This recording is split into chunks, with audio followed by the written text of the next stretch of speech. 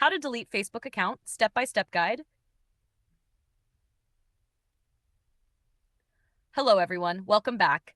In this video, I'll show you step-by-step how to delete your Facebook account permanently. First, open the Facebook app and make sure you're logged into the account you want to delete.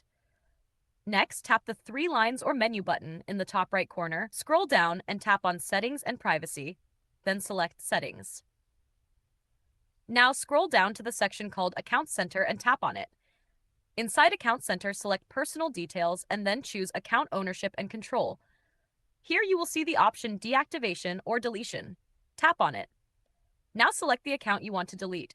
You'll get two choices, Deactivate Account or Delete Account. Choose Delete Account and tap Continue. Facebook may ask you for your password and also give you the option to download your information before deleting. If you want a copy of your photos and posts, download them first. Finally, tap on Delete Account to confirm. And that's it. Your Facebook account is now scheduled for deletion. Remember, Facebook gives you 30 days to log back in if you change your mind. After 30 days, your account will be deleted permanently. Thanks for watching.